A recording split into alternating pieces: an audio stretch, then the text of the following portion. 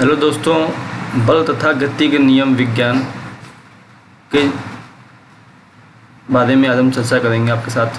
देखते हैं, निम्न में से किसका जड़त्व अधिक है? एक रबर की गेंद, उसी आकार का पत्थर, एक साइकिल एवं एक रेलगाड़ी, 5 रुपये का सिक्का और 1 रुपये का सिक्का। पहले समझिए, किसी वस्तु का द्रव्यमान उसके जड़त्व की माप है। जो द्रव्यमान है वो उसके जड़त्व की ही माप है। वस्तु का द्रव्यमान जितना अधिक होता है उसका जड़त्व भी उतना ही अधिक होता है। विपरीत क्रम से भी यही है, समझे? जितना द्रव्यमान अधिक होगा उतना ही जड़त्व भी अधिक होता है। और एक पत्थर का द्रव्यमान और सामान्य आकार के रबड़ की गेंद के द्रव्यमान से अधिक होता है। इसी प्रकार पत्थर का जड़त्व रबड़ की गेंद से अधिक होगा।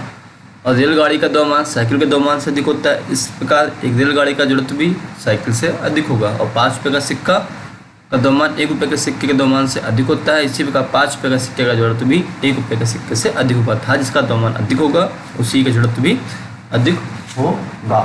ओके दोस्तों, समझ में आया? फिर कहता है कि फुटबॉल का एक खिलाड़ी गेंद पर किक लगाकर गेंद को अपनी टीम के दूसरे खिलाड़ी के पास पहुंचाता है और दूसरा खिलाड़ी भी इसी प्रकार प्रयास करता है। विपक्ष टीम का गोलकीपर गेंद को पकड़ता है और अपनी टीम के खिलाड़ी को किक लगाता है। इसके साथ ही उस कार्य के लिए बचाने के लिए जो पत्ते की अवस्था में बल प्रदान करता है। इसमें गेंद का वेग कई बार बदलता है। होता क्या है, पहली अवस्था पहला खिलाड़ी, दूसरी अवस्था दूसरा खिलाड़ी, तीसरी अवस्था गोलकीपर, चौथी अवस्था गोलकीपर। यह अवस्था बताई गई कि किस प्रकार से उसका चीज़ें बदलती हैं। पेड़ की शाखा को हम बहुत तेज़ी से हिलाते हैं तो पत्तियां झड़ती हैं। भाई क्यों झड़ती हैं बताइए ज़रा।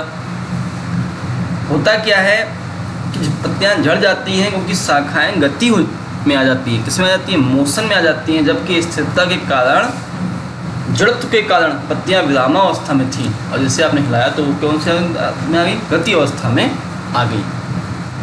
जब कोई गतिशील बस अचानक रुकती है तो आप भी आगे क्यों झुकते हैं? और जब विरामावस्था से गतिशील होती है तो पीछे क्यों हो जाते हैं? या क्यों? आपने फील किया होगा। कोई गतिशील बस है, गति के जड़त्व के कारण हम बस के साथ भी गति करते रहते हैं। वैसे ही क्या वो ब्रेक लगाता है दोस्तों, बस रुक जाती है, लेकिन हमारे शरीर जड़त्व के कारण गतिज अवस्था में ही बने रहने की प्रवृत्ति रखता है। पर फलता हमें आगे की ओर बल लगाया जाता है। उसी प्रकार जब गति बस विरामावस्था से गतिशील होने पर हम पीछे क्यों हो जाते हैं? क्योंकि बस के गतिशील होने पर हमारा पैर बस के फर्श के संपर्क में रहता है और गति में आ जाता है। परंतु शरीर का जो ऊपरी भाग है वो जड़त्व के कारण इस गति का विरोध करता है। इसलिए बस के विरामावस्था से गतिशील होने पर हम पीछे क्यों हो जाते हैं। यदि क्रिया सदैव प्रतिक्रिया के बराबर है तो स्पष्ट कीजिए घोड़ा गाड़ी को कैसे खींच पाता है। घोड़ा पृथ्वी की सतह को अपने पैरों से पीछे क्यों धकेलता है? और न्यूटन की गति के तीसरे नियम के अनुसार क्रिया प्रतिक्रिया का नियम होता है। फिर पृथ्वी की सतह घोड़े पर उतनी ही प्रतिक्रिया बल विपरीत दिशा में लगाती है जिसके प्रभाव से गाड़ी आगे बढ़ती है। एक अग्निशमक कर्मचारी को तीव्र गति बहुतायत मात्रा में पानी फेंकने वाली रबड़ की नली को पकड़ने में कठिनाइयाँ क्यों होती है दोस्तों? क्योंकि जो होज होता है उस पर फेंकी जा रही पानी द्वारा विपरीत दिशा में प्रतिक्रिया बल लगता है। और न्यूटन गति के नियम के अनुसार क्या होता है कि अग्निशमन कर्मचारी की स्थिरता कम हो जाती है, इसलिए उसे रबड़ की नली पकड़ने में कठिनाइयाँ होती हैं दोस्तों। समझ में आ रहा है दोस्तों?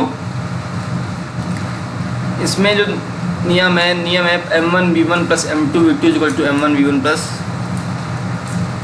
mu(u2). ये नियम है, फार्मूला बेस्ड क्वेश्चंस हैं।